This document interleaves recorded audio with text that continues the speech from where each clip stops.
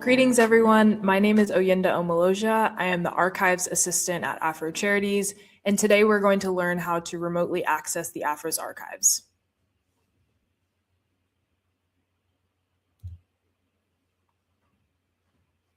All right, before we dive in, just a brief overview of some of the materials that you'll find in the archives.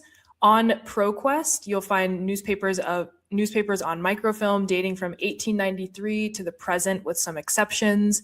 In the physical collections, there's an estimated 3 million images as well as hundreds of bound volumes, thousands of letters and reporters' notebooks, audio recordings, just lots of ephemera related to and chronicling Black life in Baltimore, as well as internationally and nationally. Some of the media you'll see on the bottom of the screen, starting from the left, is just a walk down the stacks. You'll see the boxes on the right and then the brown books that were folded up at the beginning. Those are the bound volumes. Next, you'll see an open bound volume. This is an edition from 1945 when World War II ended.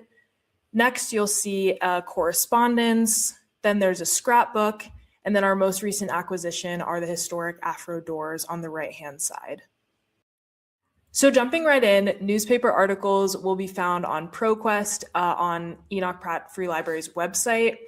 You can use your Enoch Pratt Free Library card to access these. If you're not local to Baltimore and you're still looking to access it, most public and university libraries also have access to ProQuest, and you can find you can hopefully find the AFRO archives there as well. Depending on what you find on ProQuest and how you're going to use it, you're going to need to license the materials as the information is copyrighted to the AFRO newspaper. The QR code in the middle of the screen, which you'll see a couple more times, links you to the reprint and research request form, which we'll talk more in depth about a little bit later.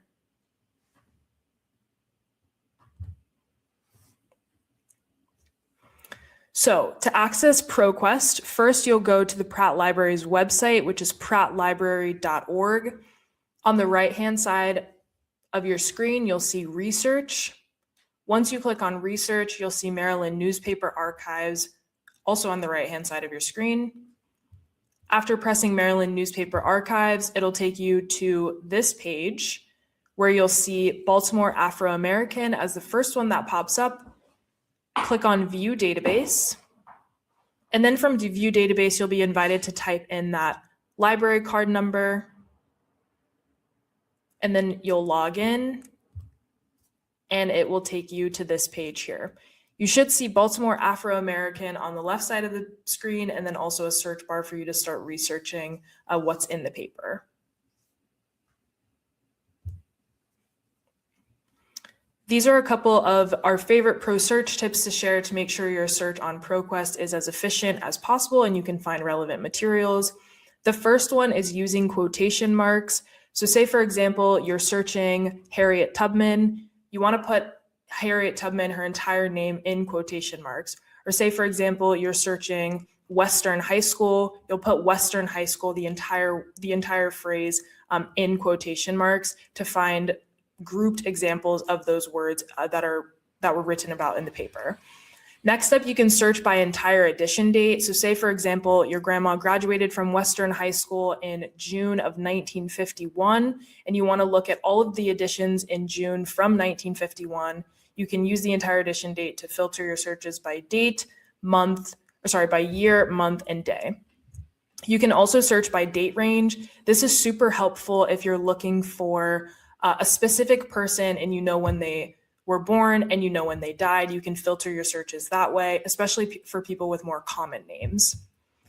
Then finally, be aware that some of the language you read in the AFRO may be outdated or offensive by today's standards. So for example, what we now call robbery was then called a holdup, or what we now call a pharmacist used to be called a druggist. So when you're searching, it's really important to put yourself in the time period that you're searching in to find the most relevant results. Switching gears to the physical objects, there you'll be able to search process materials in the online database that is called ArchiveSpace. Depending on how you use the materials and what you'll find, you may need to license them because they may be copyrighted to the AFRO. Again, you'll be able to follow the QR code to the reprint, research, and request form.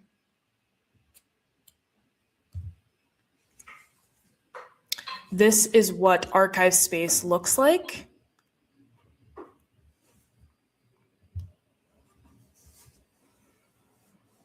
All right, so when you go to search on archive space, you may be able to use similar keywords that you use in ProQuest, whether that's Western High School or Harriet Tubman or a church location or another school location. You may be able to type in those search terms and see where the folders are. Once you press search, if there are folders related to the material you're looking for, you can take note of those folders and input those into the intake form, and we'll walk through this process in a couple of slides. This is what the reprint and research request form looks like.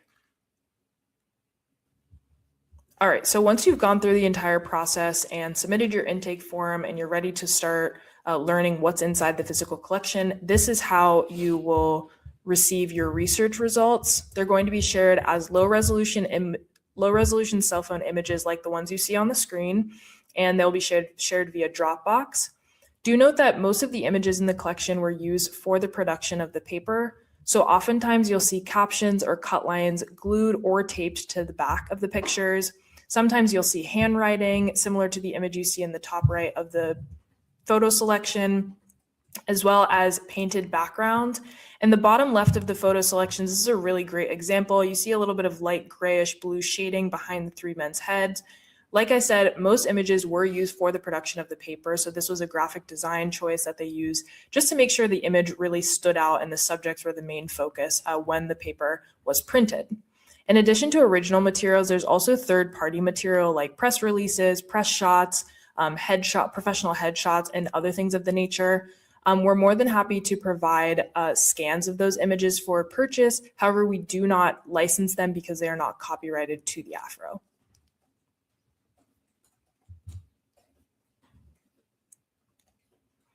All right, now if you're unsure what you're looking for, but you know that you're looking for something, you're more than welcome to fill out the reprint, research, and request form, and together we can kind of narrow down what exactly you are looking for.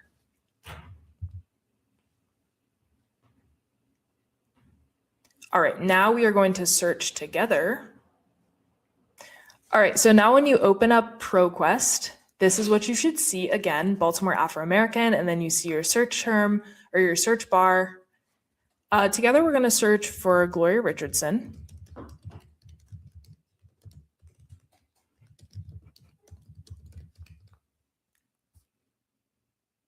All right, so we have 87 results for Gloria Richardson. The first result starts in 1950, or the first result is from 1950. On the left-hand side of the screen, I'm going to walk you through a couple of ways that I enjoy filtering the searches to find the most relevant material. First up, I like to look at sorted by. So often this starts as relevance, and then I'll move it to oldest first. But for the sake of this, let's go to most recent first. So we can see the most recent mention of Gloria Richardson in the AFRO's papers was June 14th of 2025. And the oldest mention is July 15th of 1950.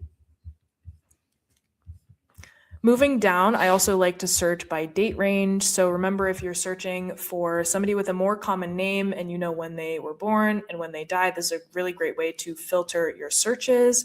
So for the sake of this, we will search from 1934 to 1982. That cuts our results down from 87 results to 66 results.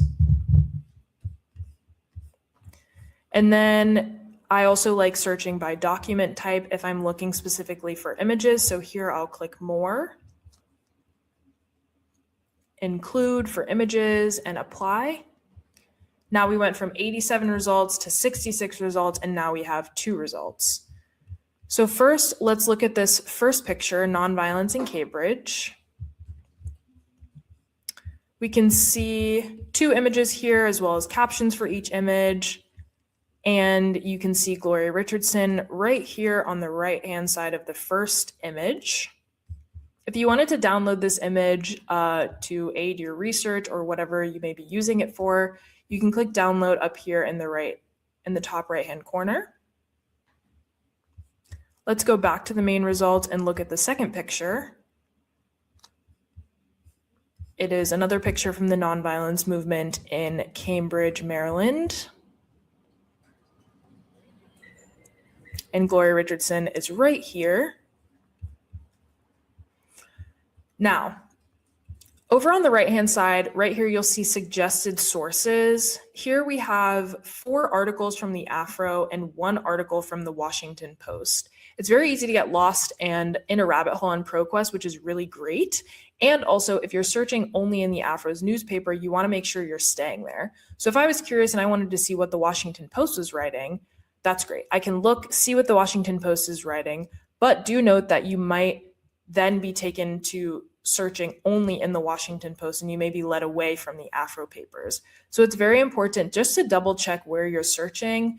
In the top left-hand corner up here, it should say Afro American newspaper. If you want to get back to that, just click back to another article.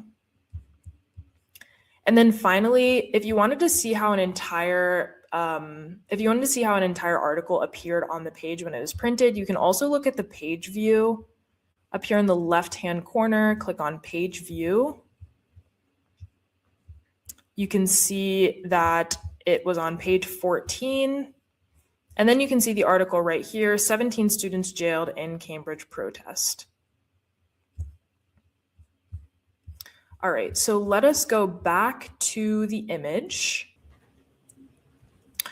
So now you've done all of your searching on ProQuest, you found an image that would be really helpful for the documentary you're reproducing. How are you going to share that with us? How are you going to hopefully find the physical image in the collection?